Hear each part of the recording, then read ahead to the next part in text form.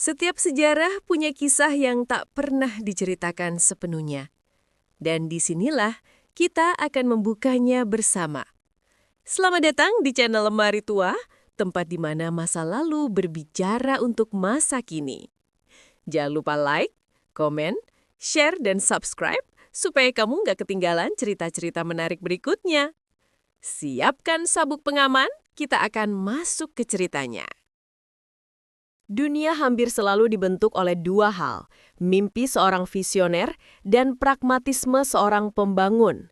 Jarang sekali kedua hal ini bertemu dalam satu generasi, apalagi di satu lokasi. Namun pada tahun 331 SM, di sebidang tanah sempit di pesisir Mesir, di antara Laut Mediterania dan Danau Mareotis, seorang pemuda berusia 25 tahun sedang memimpikan sebuah dunia baru. Nama pemuda itu adalah Alexander. Kita mengenalnya sebagai Yang Agung, sang penakluk tak terkalahkan yang mengangkangi dunia kuno. Tapi pada hari itu, di desa nelayan kecil bernama Rahkotis, Alexander tidak sedang berpikir sebagai seorang jenderal. Dia sedang berpikir sebagai seorang murid. Di benaknya bergema ajaran guru terbesarnya, Aristoteles, bahwa peradaban Yunani, Helenisme, bukan hanya untuk ditaklukkan tapi untuk disebarkan. Bahwa pengetahuan adalah fondasi sejati sebuah imperium. Dia tidak hanya melihat sebuah pelabuhan, dia melihat sebuah persimpangan dunia. Dia memerintahkan arsiteknya, Dinokrates, untuk merancang sebuah kota. Bukan kota Yunani biasa, tapi sebuah kosmopolis. Kota ini akan memiliki jalan-jalan lebar dengan pola kisi yang presisi, sebuah mercusuar yang akan menembus kegelapan untuk memandu kapal-kapal dari Kreta, Roma, dan Levan, serta sebuah istana yang megah.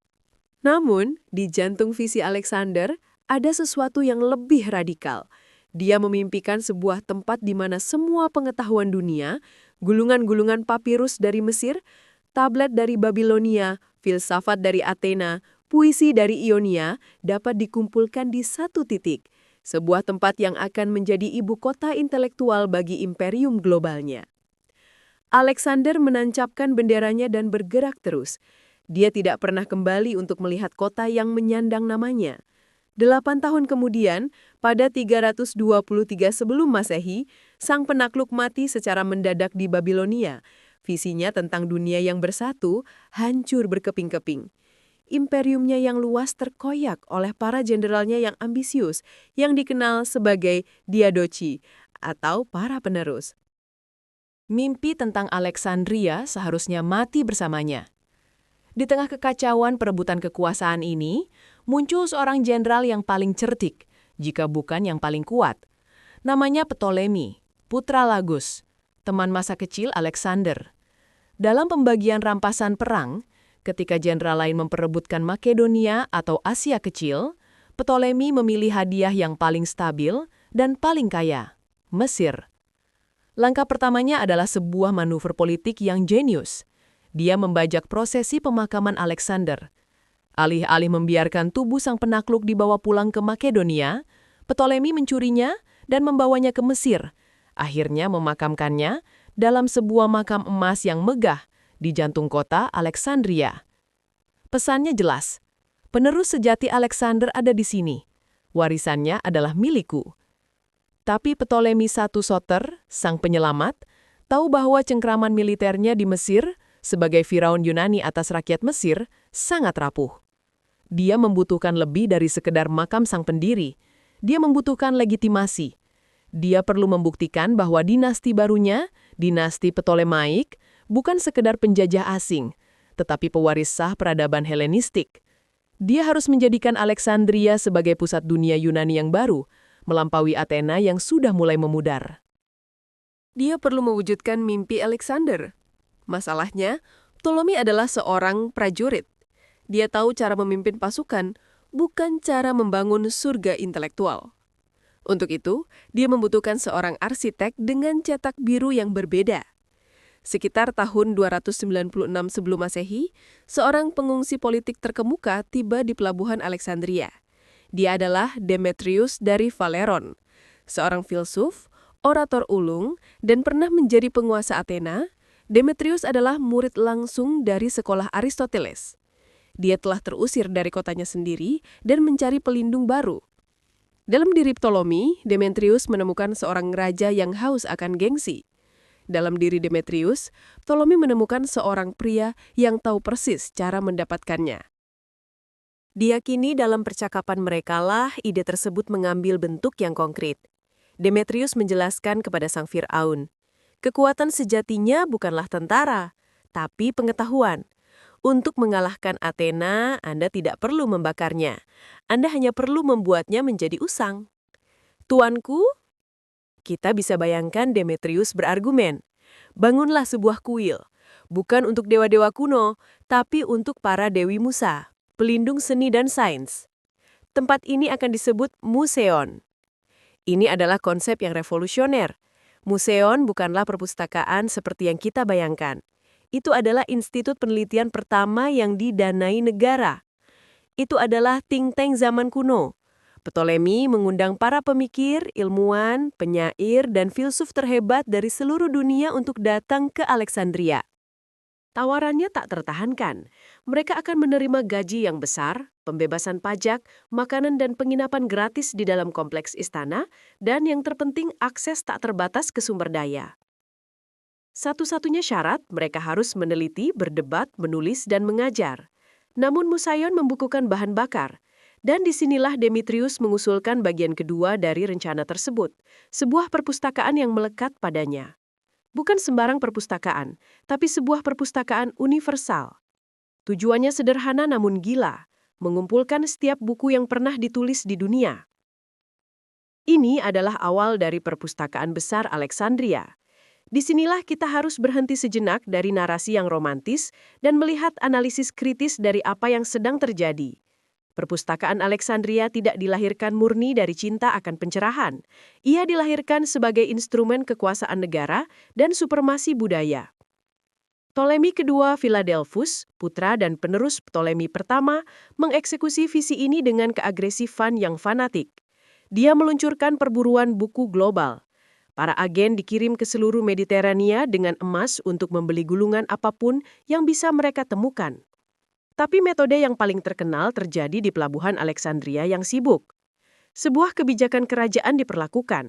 Setiap kapal yang merapat, tidak peduli asalnya, akan digeledah oleh para tentara. Setiap gulungan papirus, setiap naskah, setiap buku catatan perjalanan yang ditemukan di kapal akan disita. Naskah-naskah ini dibawa ke skriptorium atau ruang penyalinan di dalam perpustakaan.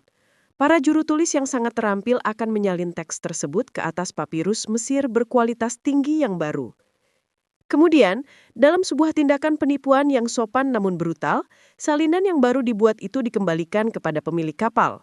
Naskah asli, yang seringkali lebih tua dan lebih berharga, disimpan di perpustakaan, diberi label dari kapal.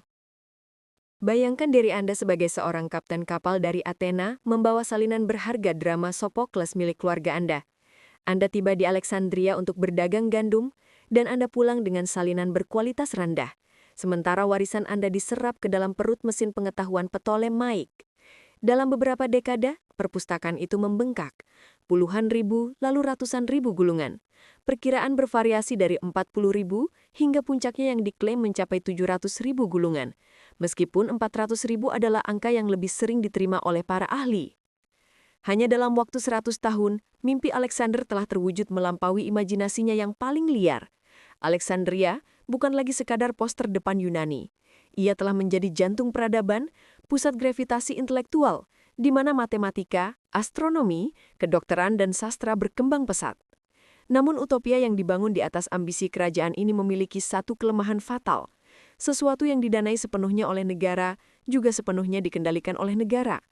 Perpustakaan hidup dan mati atas kemauan Fir'aun. Selama dinasti Ptolemai kuat dan tercerahkan, ia berkembang. Tetapi dinasti, seperti halnya keluarga, bisa membusuk dari dalam. Dan api, ironisnya, bukanlah satu-satunya cara untuk menghancurkan sebuah perpustakaan. Jika Anda seorang cendekiawan, penyair, atau ilmuwan di dunia Mediterania abad ketiga sebelum Masehi, Ada satu tempat di mana Anda rela mengorbankan segalanya untuk bisa berada di sana. Bukan Athena, yang kejayaannya mulai memudar. Bukan Roma, yang masih dianggap sebagai kekuatan barbar yang sedang naik daun. Tempat itu adalah Alexandria. Undangan dari Firaun Ptolemaik untuk bergabung dengan Mauseon adalah tiket emas. Itu adalah Googleplex, MIT, dan surga seniman yang digabung menjadi satu. Semuanya didanai oleh anggaran kerajaan yang tak terbatas. Memasuki Mauseon atau kuil para Dewi Musa berarti meninggalkan kekhawatiran duniawi. Anda akan berjalan menyusuri Peripatos, sebuah lorong beratap megah yang menghubungkan taman-taman rimbun. Anda akan makan di ruang makan bersama, di mana perdebatan filosofis sama pentingnya dengan roti dan anggur. Anda akan memiliki akses ke ruang bedah, kebun binatang untuk mempelajari fauna eksotis, dan bahkan sebuah observatorium astronomi. Semua tagihan Anda dibayar. Tetapi jantung dari Mauseon yang berdetak, mesin yang menggerakkan semua penemuan ini adalah anaknya, biblioteka, sang perpustakaan. Kita tidak boleh membayangkannya seperti perpustakaan modern yang sunyi. Kita harus membayangkannya sebagai pabrik pengetahuan yang sibuk dan terkadang kacau. Itu adalah pusat komando intelektual. Di satu ruangan, para juru tulis membungkuk di atas meja, dengan susah payah menyalin gulungan-gulungan yang baru saja disita dari pelabuhan.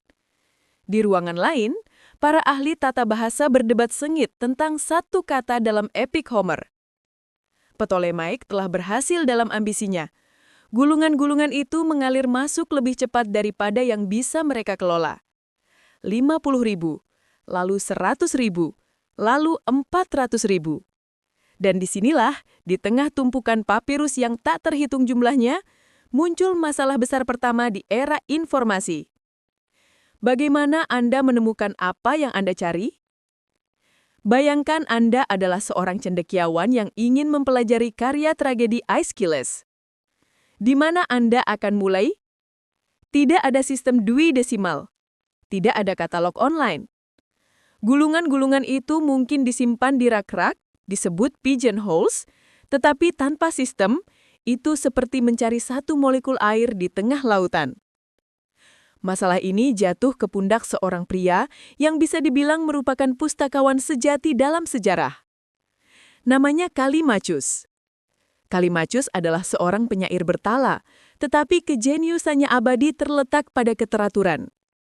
Dipercaya bahwa dialah di bawah perintah Ptolemaik II yang melakukan tugas monumental untuk mengorganisir kekacauan ini. Hasilnya adalah sebuah karya yang mungkin merupakan ciptaan terpenting dari seluruh perpustakaan Alexandria. Itu bukan penemuan ilmiah atau puisi epik. Itu adalah sebuah katalog. Callimachus menyebutnya pinakes atau daftar. Ini adalah sebuah kata yang terlalu sederhana untuk menggambarkan skala pekerjaan itu. Pinakes adalah sebuah karya setebal 120 buku, yang secara efektif merupakan bibliografi anotasi pertama di dunia. Ini bukan sekedar daftar alfabetis. Callimachus menciptakan sistem. Dia pertama kali membagi semua pengetahuan manusia ke dalam kategori-kategori besar: drama, retorika, sejarah, kedokteran, matematika, filsafat. Kemudian di dalam setiap kategori, dia mendaftarkan penulis secara alfabetis. Dan ini bagian jeniusnya. Di bawah nama setiap penulis, dia tidak hanya mencantumkan judul karya mereka. Dia menyertakan biografi singkat sang penulis, dan yang paling penting, dia menuliskan kalimat pertama dari setiap karya. Ini adalah cara untuk membedakan naskah yang otentik dari salinan yang buruk, dan untuk memisahkan karya asli dari karya palsu. Apa yang dilakukan Callimachus adalah sesuatu yang kita anggap remeh hari ini. Dia tidak hanya mengorganisir pengetahuan, dia menciptakan kanon barat. Dengan memutuskan siapa yang masuk ke Pinakes dan siapa yang tidak, dia secara efektif menjadi penjaga gerbang budaya. Dia memberitahu dunia siapa yang layak dibaca. Setelah pengetahuan diatur, Keajaiban sesungguhnya pun dimulai. Perpustakaan berubah dari gudang pasif menjadi mesin penemuan aktif. Mari kita ikuti pustakawan kepala lainnya, seorang pria yang dijuluki Beta, huruf kedua alfabet Yunani. Namanya Eratosthenes. Rekan-rekannya memberinya julukan itu sebagai hinaan halus. Artinya, dia adalah nomor 2 dalam segala hal, seorang generalis yang tidak pernah menjadi alfa atau nomor 1 dalam satu bidang pun. Tapi di perpustakaan Alexandria, menjadi seorang generalis adalah kekuatan super. Suatu hari, Eratosthenes sedang membaca gulungan di arsip perpustakaan. Dia menemukan sebuah laporan acak dari pos terdepan di Siene, sekarang Aswan, jauh di selatan di hulu Sungai Nil. Laporan itu mencatat keanehan lokal. Pada hari terpanjang dalam setahun, saat titik balik matahari musim panas, tepat pada tengah hari, matahari bersinar langsung ke dalam sumur yang dalam, tanpa meninggalkan bayangan. Sebuah tongkat yang ditancapkan tegak lurus di tanah juga tidak akan menghasilkan bayangan. Eratosthenes yang duduk di Alexandria yang berjarak ratusan mil di utara, merasa penasaran. Apakah hal yang sama terjadi di sini, di Alexandria, pada hari yang sama? Maka pada titik balik matahari musim panas berikutnya, dia melakukan eksperimen. Dia menancapkan tiang tegak lurus di halaman museum. Pada tengah hari, dia mengamati. Tiang itu memiliki bayangan. Bagi kebanyakan orang, ini mungkin fakta yang tidak penting. Tapi bagi Eratosthenes yang memiliki akses ke seluruh koleksi geometri Euclid, yang juga pernah mengajar di Alexandria, ini adalah momen Eureka. Dia menyadari hanya ada satu penjelasan logis mengapa ada bayangan di Alexandria tetapi tidak ada di Siene pada saat yang bersamaan. Permukaan bumi pasti melengkung. Dia melangkah lebih jauh. Dia mengukur sudut bayangan di Alexandria 7,2 derajat. Dia tahu bahwa 7,2 derajat adalah persis 1/50 dari lingkaran penuh 360 derajat. Sekarang dia hanya butuh satu data lagi, jarak antara Alexandria dan Siene. Dia mengakses catatan militer dan menyewa Bematist, para pengukur langkah profesional yang dilatih untuk menghitung jarak jauh dengan berjalan. Jaraknya kira-kira 5.000 stadia. Matematika sederhana itu mengguncang dunia. 5.000 stadia dikalikan 50.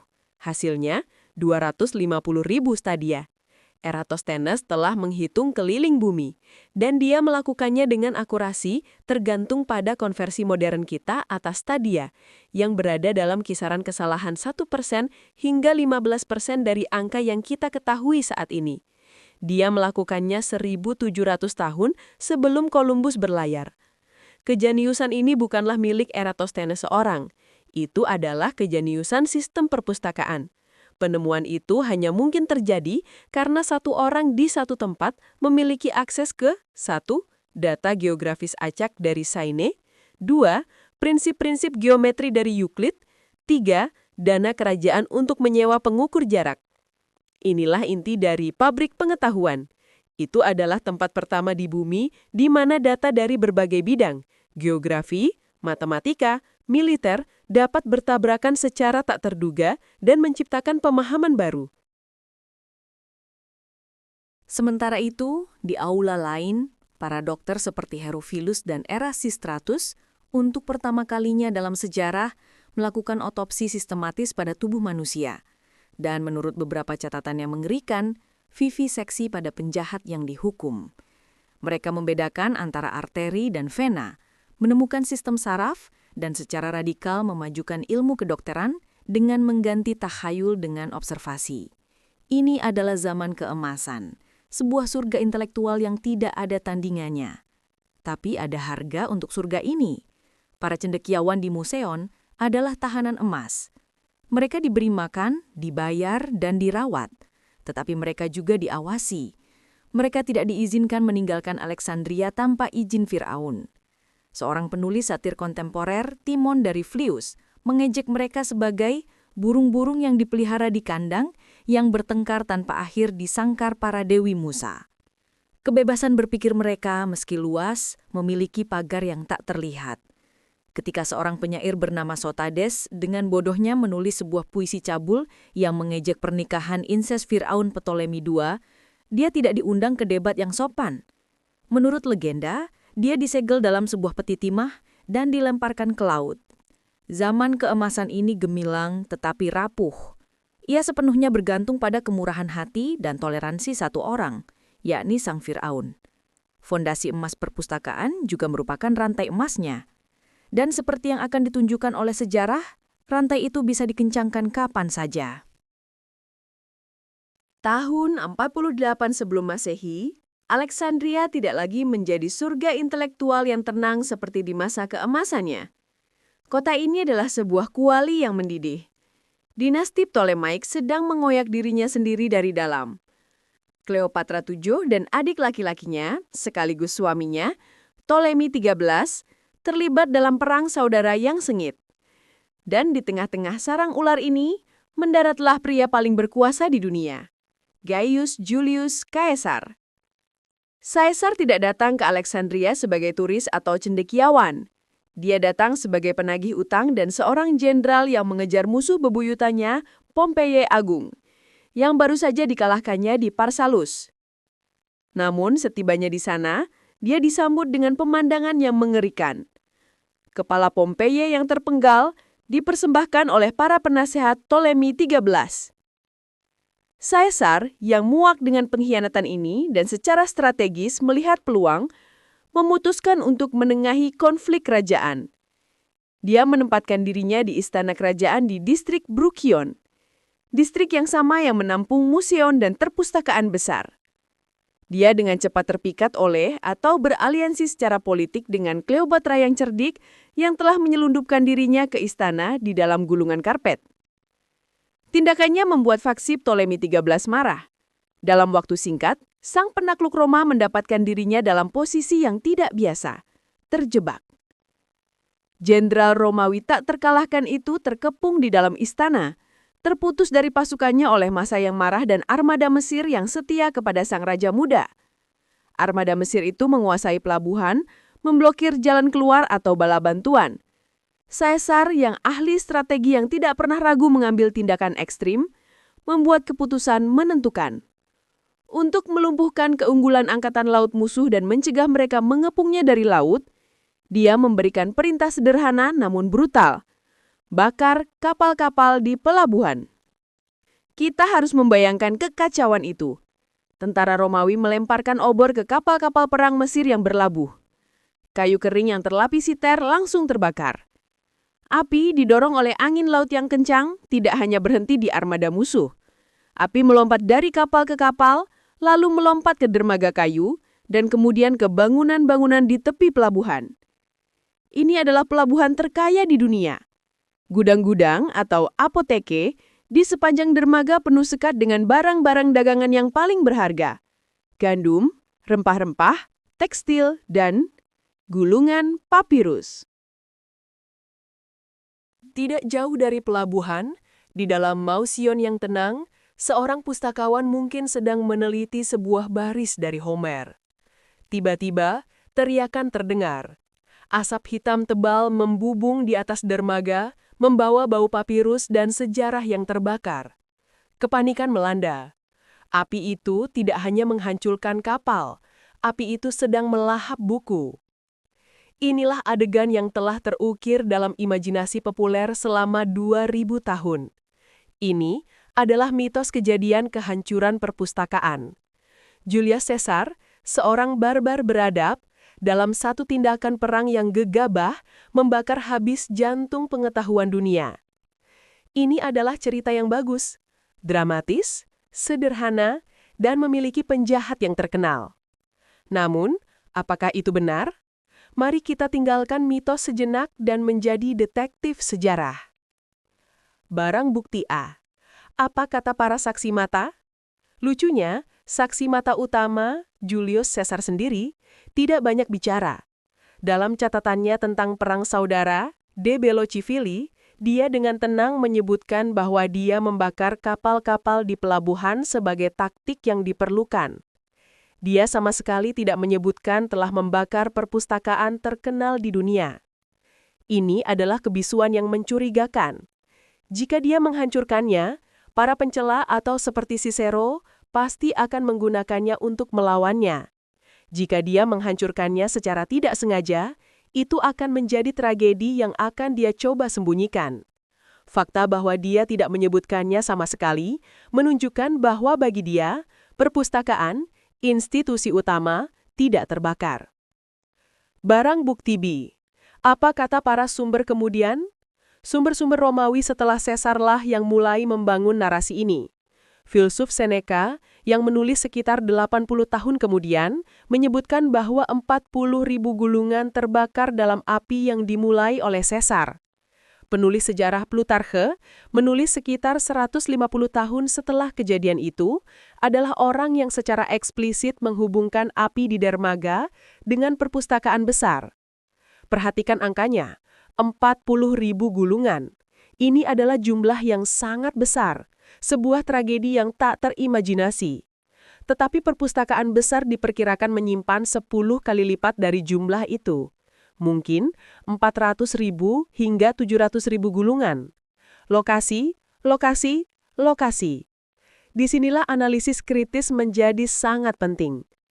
Narasi populer membayangkan satu bangunan raksasa berlabel perpustakaan di tepi air. Ini salah. Mausion dan perpustakaan besar yang asli, yaitu perpustakaan induk, terletak di dalam kompleks Istana Brusion. Kompleks ini berada di daratan, terlindungi oleh taman-taman dan bangunan-bangunan lain, bukan di dermaga. Api yang dimulai Caesar terjadi di pelabuhan. Apa yang ada di pelabuhan? Gudang-gudang. Sekarang, mari kita hubungkan titik-titiknya. Ingat kebijakan buku dari kapal dari bab 1? Di mana gulungan-gulungan yang baru disita atau buku-buku yang menunggu untuk diekspor disimpan sebelum dikatalogkan? Kemungkinan besar di gudang-gudang dekat pelabuhan. Putusan sementara. Apa yang kemungkinan besar terjadi pada tahun 48 sebelum Masehi bukanlah penghancuran perpustakaan besar. Itu adalah penghancuran gudang penyimpanan utama perpustakaan atau mungkin sebuah perpustakaan cabang atau aneks yang terletak di dermaga. Apakah ini sebuah tragedi? Tentu saja. Kehilangan 40.000 gulungan, angka dari Seneca, adalah pukulan telak bagi ilmu pengetahuan. Itu setara dengan menghapus ribuan penulis, drama, dan risalah filosofis dari sejarah. Itu adalah luka yang mengerikan. Tetapi, dan ini adalah poin kuncinya, itu bukanlah pukulan yang fatal. Lembaga inti, Mausion itu sendiri, tampaknya selamat. Kita tahu ini karena para cendekiawan terus bekerja di sana. Sekitar 20 tahun setelah kebakaran Caesar, geografer Strabo mengunjungi Alexandria. Dia menulis tentang Mausion seolah-olah itu adalah tempat yang berfungsi penuh. Dia menyebutkan ruang makan bersama, taman-tamannya, dan komunitas cendekiawannya. Dia tidak berkata, inilah reruntuhan hangus dari apa yang dulu merupakan keajaiban dunia. Jadi Julius Caesar bukanlah pembunuh tunggal perpustakaan Alexandria. Dia adalah tersangka pertama dalam daftar panjang, orang yang melakukan serangan brutal pertama dan menyebabkan perdarahan hebat. Dia adalah orang yang membuktikan bahwa impian utopia Ptolemy, sebuah syurga pengetahuan yang aman di dalam istana, sebenarnya sama rentan terhadap api perang seperti halnya gubuk nelayan di sebelahnya. Api telah dinyalakan, luka pertama telah ditimbulkan. Perpustakaan selamat dari Caesar dalam keadaan terluka dan berkurang. Tapi insiden itu menciptakan preseden yang berbahaya. Ia menunjukkan kepada dunia bahwa pengetahuan yang dikumpulkan dengan susah payah selama berabad-abad dapat lenyap dalam hitungan jam.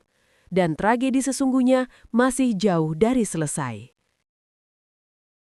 Julius Caesar telah pergi. Apinya di pelabuhan telah padam, dan Alexandria, meskipun terluka, tetap berdiri. Mausion dan perpustakaan utamanya masih berfungsi. Mitos populer senang dengan cerita yang rapi. Ia menuntut satu pelaku, satu belati berasap, satu malam yang menentukan. Jika Caesar bukanlah pembunuh utamanya, mitos itu siap menyalahkan tersangka besar berikutnya, yang akan kita bahas nanti. Tetapi sejarah jarang sekali rapi. Tragedi sesungguhnya dari perpustakaan Alexandria bukanlah pembunuhan. Itu adalah kematian yang lambat, menyakitkan, dan tidak perlu. Itu adalah kematian akibat 1000 luka yang ditimbulkan selama rentang waktu 400 tahun. Perpustakaan tidak mati dalam ledakan. Ia lenyap dalam bisikan. Jika kita ingin melakukan otopsi yang jujur atas apa yang terjadi, kita harus mengesampingkan obor sesar dan mulai memeriksa para pelaku yang sebenarnya. Mereka yang membiarkan institusi termegah di dunia kuno itu membusuk dari dalam sebelum akhirnya menghancurkan cangkangnya. Pelaku nomor 1, pengabaian kerajaan. Ptolemy VIII, Physcon. Luka pertama, dan mungkin yang paling dalam, tidak ditimbulkan oleh api tetapi oleh politik internal yang picik. Itu terjadi lebih dari seabad setelah masa keemasan, sekitar 145 sebelum Masehi. Surga intelektual itu runtuh bukan oleh tentara, tetapi oleh seorang Firaun bernama Ptolemy VIII, dijuluki Physcon, atau si perut buncit. Seorang penguasa paranoid, kejam dan sama sekali tidak tertarik pada ilmu pengetahuan. Ia meluncurkan pembersihan brutal. Ia mengusir setiap cendekiawan asing dari Alexandria. Para ahli tata bahasa, filsuf, dokter, dan matematikawan, otak-otak terbaik di dunia yang telah dikumpulkan oleh para pendahulunya, terpaksa melarikan diri untuk menyelamatkan hidupnya. Mereka menyebar ke seluruh Mediterania, membawa serta pengetahuan mereka ke Rhodes, Roma, dan Athena.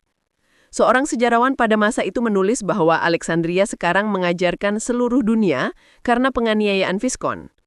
Ini adalah pendarahan intelektual yang fatal. Physcon mungkin tidak membakar satu gulungan pun. Ia melakukan sesuatu yang lebih buruk. Ia mengosongkan gedungnya. Ia membunuh ide perpustakaan.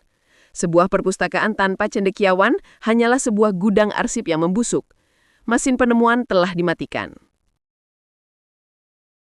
Pelaku nomor 2. Perang Saudara Romawi, Kaisar Aurelian. Perpustakaan itu tertatih-tatih selama 2 abad berikutnya, sebagai peninggalan yang dihormati, tetapi semakin diabaikan. Ia selamat dari Caesar, tetapi ia mungkin tidak selamat dari perang Romawi lainnya. Kita melompat ke tahun 272 Masehi. Kekaisaran Romawi sedang dalam krisis. Ratu Zenobia dari Palmyra di Suriah modern telah memberontak, menaklukkan Mesir, dan memisahkannya dari Roma. Kaisar Romawi Aurelian berbaris ke Mesir untuk merebutnya kembali. Dan pertempuran menentukan terjadi di jalan-jalan Alexandria. Berbeda dengan pengepungan Caesar di istana, ini adalah perang kota yang brutal.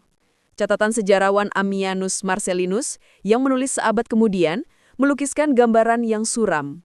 Dia menggambarkan distrik Bruchium, kompleks istana kerajaan yang kaya, rumah bagi museum dan perpustakaan besar yang asli, sebagai tempat yang diratakan dengan tanah. Tembok-temboknya dirobohkan, dan distrik itu ditinggalkan dalam keadaan hancur. Tidak ada catatan dramatis tentang buku-buku yang terbakar. Tidak perlu. Ketika seluruh distrik kota dihancurkan dalam perang, perpustakaan yang ada di dalamnya ikut hancur. Ini kemungkinan besar adalah akhir fisik yang tidak spektakuler dari perpustakaan besar yang asli. Tidak ada pemakaman, tidak ada obituari. Ia hanyalah kerusakan tambahan dalam perang saudara kekaisaran lainnya. Pelaku nomor 3. Fanatisme agama, Patriark Theophilus. Tapi, cerita Alexandria belum berakhir. Karena bahkan setelah museum hancur, anaknya masih hidup. Di bagian lain kota, di atas bukit buatan, berdiri sebuah kuil megah yang didedikasikan kepada dewa Yunani kuno Serapis. Ini adalah Serapeum, dan di dalamnya terdapat perpustakaan anak, sebuah koleksi besar yang mungkin menampung puluhan ribu gulungan, berfungsi sebagai perpustakaan umum bagi mereka yang tidak memiliki akses ke museum. Selama 1 abad lagi, Serapeum menjadi nafas terakhir dari pembelajaran kuno pagan. Kemudian datanglah tahun 391 Masehi. Dunia telah berubah. Kekaisaran Romawi kini beragama Kristen. Dan di Alexandria, uskupnya adalah seorang pria bernama Theophilus. Seorang pembangun kekuatan yang fanatik dan tidak mentoleransi saingan, baik politik maupun agama. Theophilus melihat Serapeum bukan sebagai pusat pembelajaran, tetapi sebagai benteng paganisme dan penyembahan berhala. Ia memimpin masa Kristen yang marah ke atas bukit setelah menerima dekret dari Kaisar Theodosius I untuk menghancurkan kuil-kuil pagan. Apa yang terjadi selanjutnya adalah penghancuran yang sistematis. Masa menyerbu masuk, menghancurkan patung Serapis sang kolosal, menodai tempat-tempat suci, dan membersihkan tempat itu. Dan buku-bukunya, sejarawan Sokrates dari Konstantinopel yang menulis tak lama setelah itu, menyebutkan penghancuran kuil itu, tetapi diam tentang perpustakaan. Namun sumber pagan kemudian meratapinya. Sangat mungkin bahwa dalam kegilaan untuk menghapus pengetahuan sesat, Gulungan-gulungan yang tersisa di Serapeum, peninggalan terakhir dari kejayaan Alexandria, dibakar, dirobek, atau disebarkan ke angin. Ini adalah pukulan ideologis. Jika Aurelian menghancurkan tubuh perpustakaan, Theophilus menghancurkan jiwanya. Mitos terakhir, penaklukan Arab Khalifah Umar. Masih ada satu hantu lagi yang harus diusir. Ini adalah mitos paling terkenal kedua yang disebarkan selama berabad-abad. Ceritanya begini, pada tahun 642 Masehi, tentara Muslim Arab di bawah Jenderal Ammar ibn al-As menaklukkan Alexandria. Sang jenderal, yang terkesan dengan sisa-sisa kebijaksanaan kota, mengirim surat kepada Khalifah Umar di Madinah, menanyakan apa yang harus dilakukan dengan buku-buku itu. Jawaban Khalifah yang terkenal itu konon adalah, mengenai buku-buku yang Anda sebutkan, jika apa yang tertulis di dalamnya sesuai dengan kitab Allah, Al-Quran, maka itu tidak diperlukan. Jika bertentangan, maka itu berbahaya dan harus dihancurkan. Legenda berakhir dengan gulungan-gulungan itu didistribusikan ke 4.000 pemandian umum di kota, digunakan sebagai bahan bakar untuk memanaskan air selama 6 bulan. Ini adalah cerita yang luar biasa. Dan itu hampir pasti 100% fiksi. Disinilah analisis kritis sangat penting. Cerita ini tidak muncul dalam satupun sumber Muslim awal. Cerita ini pertama kali muncul secara rinci lebih dari 500 tahun setelah penaklukan, ditulis oleh seorang penulis Kristen bernama Gregory Barhebreheus. Ini adalah propaganda, yang kemungkinan besar diciptakan untuk mendiskreditkan penguasa Muslim. Pada tahun 642 Masehi, apa yang akan ditemukan Jenderal Ammar? Mauseon telah menjadi reruntuhan sejak hampir 400 tahun berkat Aurelian. Serapeum telah dihancurkan oleh Theophilus 250 tahun sebelumnya. Tidak ada lagi perpustakaan besar yang tersisa untuk dibakar. Para tentara Arab mungkin menemukan beberapa koleksi pribadi atau buku-buku kecil di biara-biara. Tetapi mitos tentang pemanasan pemandian umum adalah fitnah sejarah. Otopsi kita selesai. Tidak ada satu pelakunya. Kematian perpustakaan Alexandria adalah sebuah tragedi yang lambat, yang didorong oleh serangkaian pelaku, politik yang picik, pengabaian anggaran, perang yang merusak, dan akhirnya fanatisme agama yang tidak toleran. Pada akhirnya, mungkin pertanyaan siapa yang membakarnya adalah pertanyaan yang salah. Pertanyaan yang lebih menyedihkan adalah, mengapa tidak ada yang menyelamatkannya? Selama berabad-abad, perpustakaan Alexandria adalah perpustakaan hantu. Kehilangannya begitu besar sehingga hampir tidak dapat dipahami. Keheningan yang ditinggalkannya bergema sepanjang sejarah, sebuah lubang hitam intelektual di mana seharusnya ada cahaya. Pertanyaan yang paling sering menghantui kita bukanlah siapa, tetapi apa? Apa yang sebenarnya hilang selamanya? Jawabannya terus terang sangat memilukan. Kita tahu apa yang selamat dari zaman kuno. Koleksi yang kita miliki saat ini hanyalah sisa-sisa, puing-puing dari benua pengetahuan yang tenggelam. Kita memiliki 7 drama dari sekitar 123 yang ditulis oleh Sophocles. Kita memiliki 19 dari sekitar 90 karya Euripides. Kita kehilangan sebagian besar karya Aristoteles, termasuk dialog-dialognya yang konon ditulis untuk publik yang digambarkan oleh Cicero sebagai sungai emas. Kita kehilangan sejarah lengkap Mesir yang ditulis oleh Manetho, seorang pendeta Mesir yang karyanya disimpan di perpustakaan. Kita hanya mengenalnya dari kutipan-kutipan yang digunakan oleh penulis lain. Kita kehilangan risalah astronomi dari Aristarchus dari Samos, orang pertama yang berteori bahwa bumi berputar mengelilingi matahari 1.800 tahun sebelum Kopernikus. Gulungan-gulungan itu yang dilahap oleh api perang Aurelian atau dirobek-robek oleh masa Theophilus, menyimpan obat-obatan, formula matematika, pandangan filosofis, dan catatan sejarah yang tak terhitung jumlahnya. Kita bahkan tidak tahu apa yang kita tidak ketahui. Inilah akhir yang menyedihkan. Dan jika ini adalah akhir dari cerita kita, itu akan menjadi sebuah tragedi yang tak tertahankan. Tapi ada satu hal yang lupa dipertimbangkan oleh para kaisar perang, raja-raja paranoid, dan perusuh fanatik. Anda bisa membakar papirus. Anda bisa menghancurkan gedung.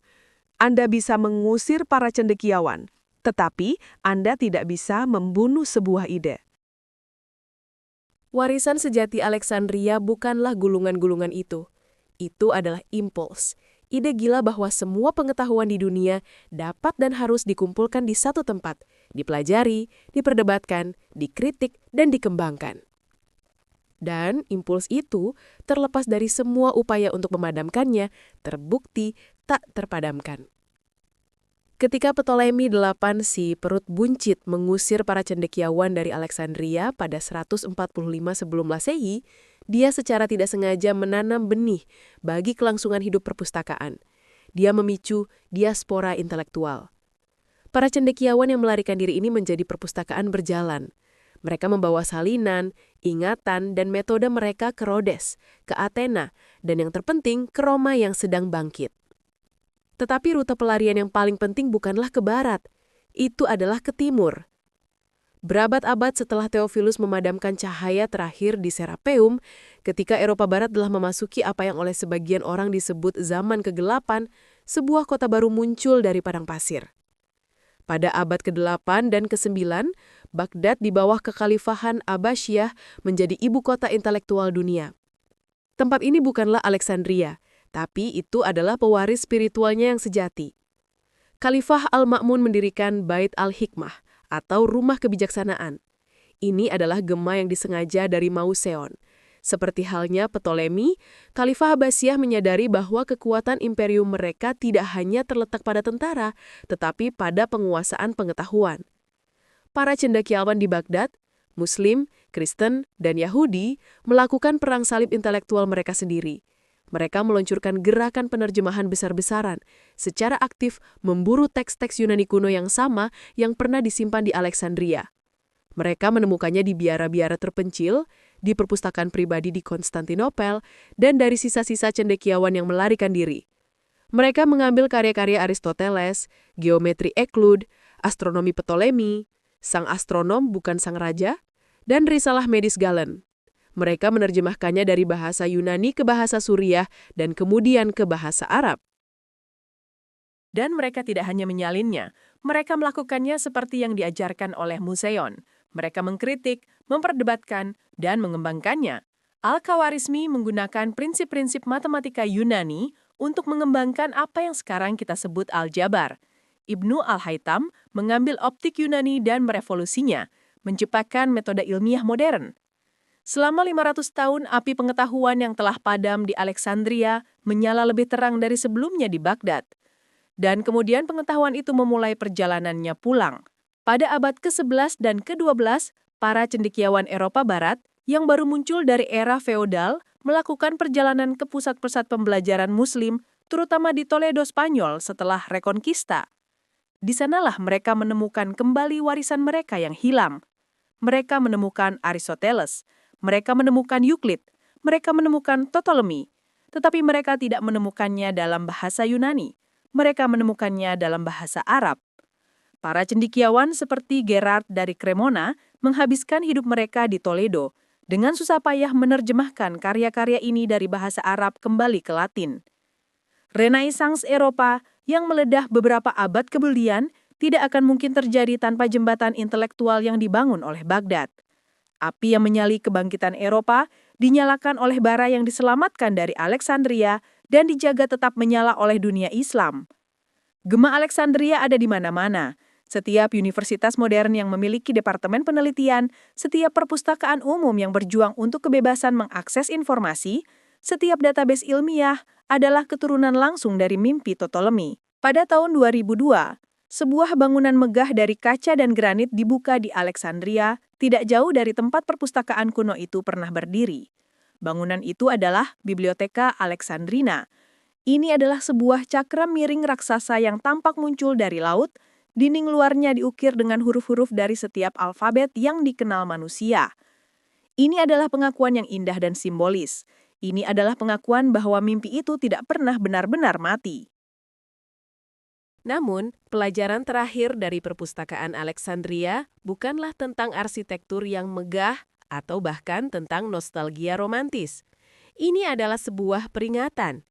Kita mungkin mengira bahwa tragedi seperti itu tidak dapat terjadi di zaman kita. Kita hidup di era informasi, tetapi kita salah. Perpustakaan kita saat ini, internet, bahkan lebih rentan.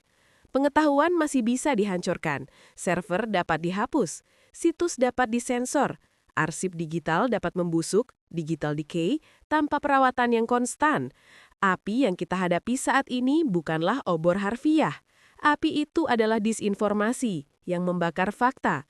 Api itu adalah anti-intelektualisme yang meremehkan para ahli. Api itu adalah fanatisme, baik politik maupun agama, yang menuntut agar buku-buku yang berbahaya dilarang dan suara-suara yang tidak setuju dibungkam. Tragedi Alexandria bukanlah bahwa satu perpustakaan dibakar. Tragedinya adalah bahwa setiap generasi harus berjuang melawan impuls yang sama yang menghancurkannya, ketakutan, pengabaian, dan sensor.